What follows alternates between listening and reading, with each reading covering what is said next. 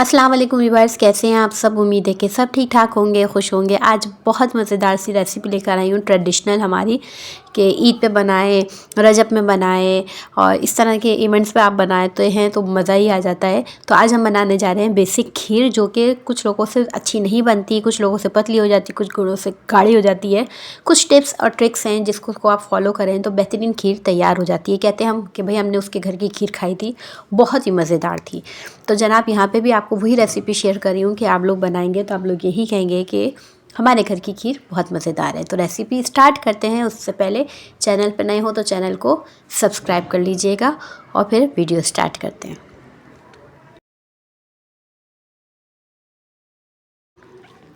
सबसे पहले जो हमें चीज़ें चाहिए वो देख लेते हैं, क्या क्या चीज़ें चाहिए। यहाँ पे मैंने दूध लिया है, तकरीबन 1 लीटर के करीब हम दूध लेंगे।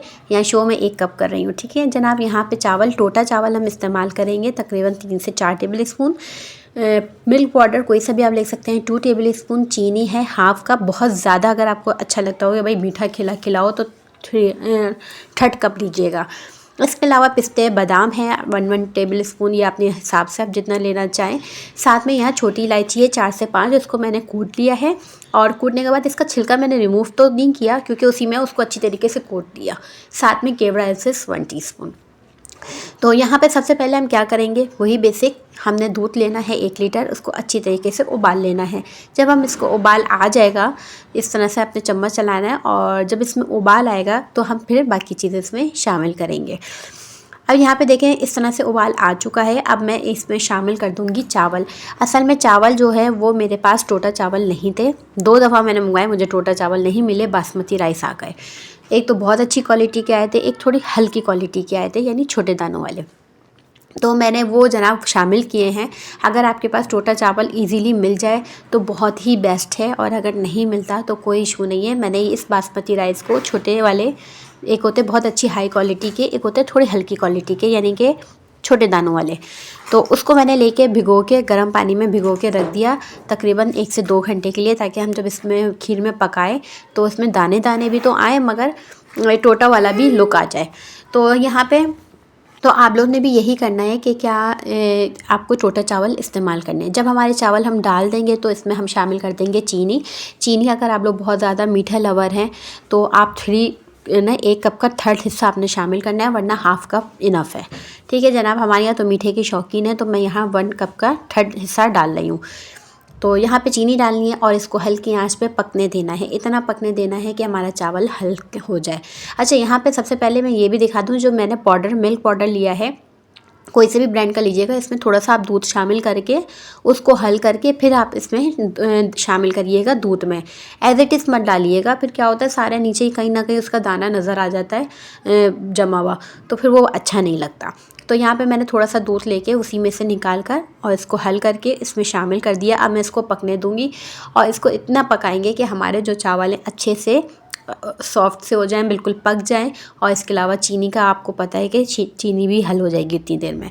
तो यहाँ पे देखें इस तरह से इसका कुछ लुक आ रहा है। ये देखें मैं इसको चला रही हूँ, और अभी ये चावल जो है यहाँ पे पकना शुरू होगा, यानी कि पक रहे हैं। अभी वो बिल्कुल ओवर कुक नहीं हुए, जैसे हम चावल बनाते हैं ना, ओवर कुक नहीं हुए। अब यहाँ पे देखें कि चावल जो हैं वो ऊपर आना शुरू हो गए हैं, और दूध जो है थोड़ा कम हो गया है। अब मैं यहाँ पे थोड़ा सा, मैंने इसमें यहाँ पर पानी भी शामिल किया था, हाफ कप, क्योंकि मेरे पास बासमती चावल थे, इसलिए इस सूरत में मैंने शामिल किया था। और इसके बाद मैंने क्या किया कि इसी चम्मच से अच्छी तरीके से इसे गोद डाला। मेरे पास गोदने वाला नहीं था, वरना मैं उसको अच्छी तरीके से गोद देती। तो मैंने चम्मच की मदद से ही इसको अच्छी तरीके से गोदा। तो इससे क्या हुआ है, इसकी थिकनेस थोड़ी सी कम हो गई, चावल टूट गए, और जो दूध था उसका रस सारा बाहर आ गया। तो इसकी जो शक्ल है ना वो इस तरह से निकल आई, खूबसूरत सी। इसके अलावा इसमें यहाँ पे मैंने इलायची डाल दी है। आप इलायची के जो है छिलके अलग भी कर सकते हैं, चाहें तो आप इसमें पाउडर भी शामिल कर सकते हैं। मैं छिलके भी डालती हूँ, मुझे बहुत अच्छा लगता है। केवड़ा एसेंस डालेंगे और इसको मिक्स करेंगे। खीर बनाना कोई मुश्किल काम ही नहीं है, बहुत ही आसान काम है। जब बच्चे बोलें झट से बनाएं और खिला दें, या कोई मेहमान आए झट से बनाएं और खिला दें। तो जनाब यहाँ खीर हो गई तैयार। बस आखिरी में यहाँ पे पिस्ते बादाम से गार्निशिंग करें।